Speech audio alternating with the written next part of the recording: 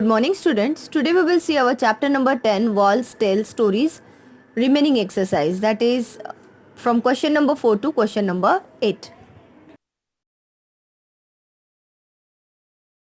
Question number 4, circle the special features things of the Golconda fort. यानी Golconda fort के जो special features चीज़ें हैं उसको हमें सर्कल करना है. तो यहाँ पे swords, jewellery, sharp iron spokes, factories, huge gate, roads, carved walls, thin walls, बुर्ज, big halls, gardens and fountains. इतने ऑप्शंस है. उसमें से कौन से थिंग्स जो है वो जो गोलकोंडा फोर्ट के स्पेशल है. तो here is sharp iron spokes, यहाँ पे मैंने ऑलरेडी सर्कल किया हुआ है. Then factories, huge gate, carved walls, then बुर्ज, big halls, gardens and fountains.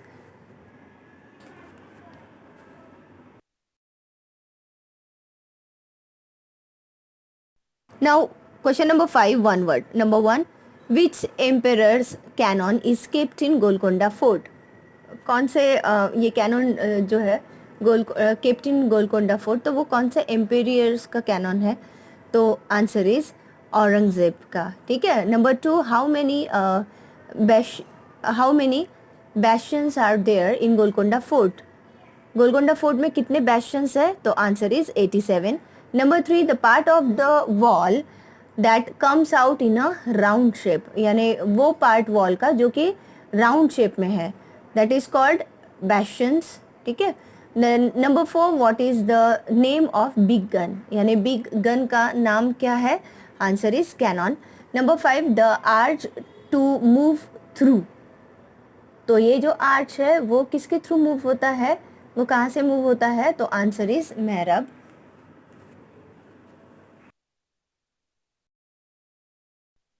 Then question number 6, a place where old items are capped.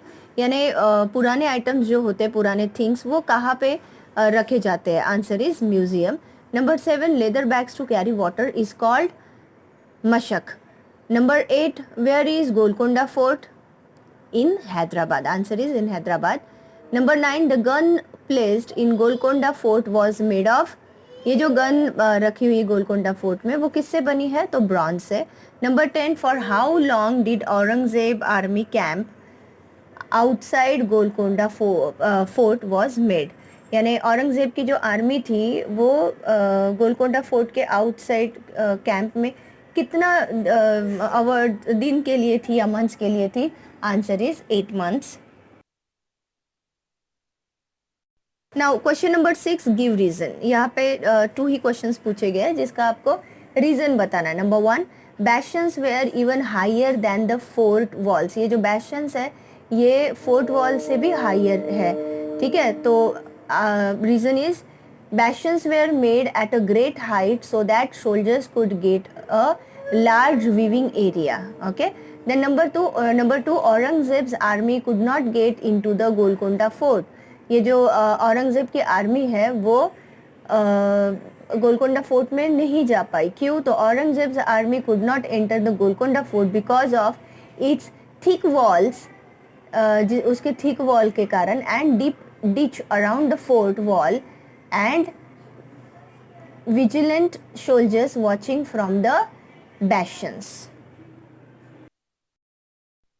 Question number 7, answer the following questions. Number 1, how did the emperors and kings in earlier times make smaller kingdoms a part of their own kingdom?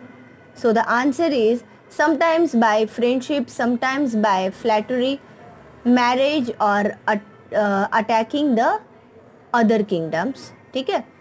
Then number 2, what are bastions? Why holes were made in the bastions? ये bastions यानी क्या, और bastions में ये holes क्यों रहते हैं? तो bastions are the part of a wall that comes out in a round shape.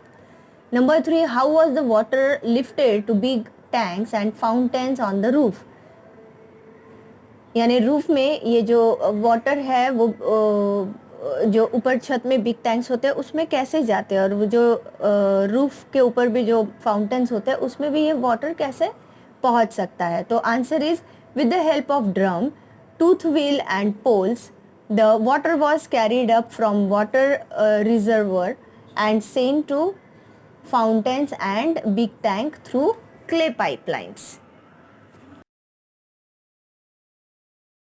Number 4, what were the arrangements of light and air in Golconda Fort? यानी गोलकोंडा फोर्ट में लाइट और एयर की अरेंजमेंट कैसे की गई थी? तो answer is ventilators were made high up on the walls for light and air. यानी ये जो वेंटिलेशन होते हैं, यानी एक स्क्वायर टाइप ऐसे विंडो सॉर्ट ऑफ होते हैं जो कि सबसे ऊंचाई पे, वॉल के ऊंचाई पे फिट किया जाता है, बनाया जाता है, जिससे लाइट एंड एयर प्रॉपरली आ सकते हैं। Then number 5, which things were found when the place around Golconda was dug? यानी गोलकोंडा के बाजू का जो प्लेस है, जब उसे डग किया गया तो कौन से टाइप की चीज़ें वहाँ पे मिली?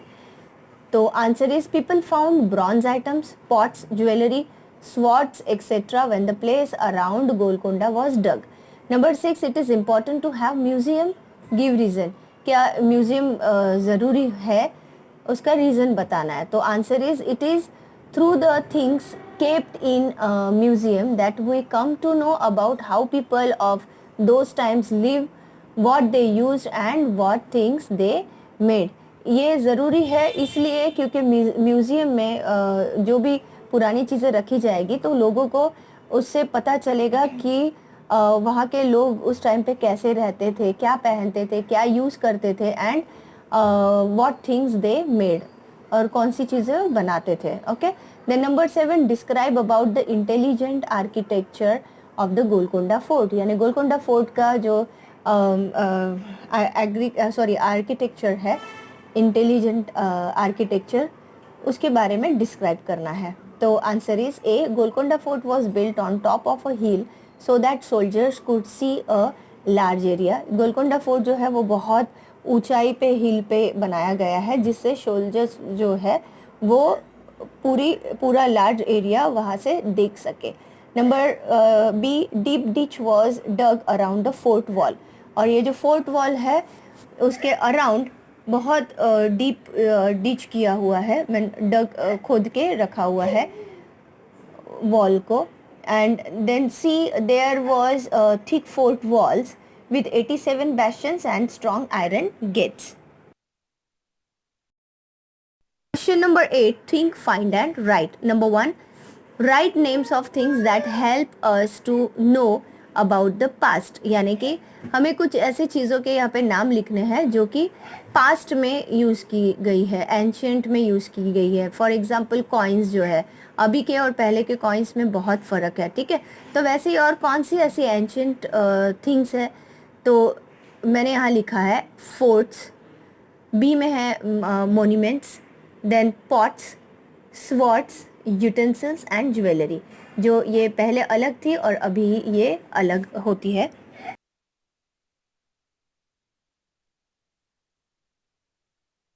Question number 2, identify the monuments and right their names. ये जो मोन्यूमेंट्स हैं हमें इसको आइडेंटिफाई करना और उनके नाम लिखना है, ठीक है। तो हियर आर टोटल 6 मोन्यूमेंट्स।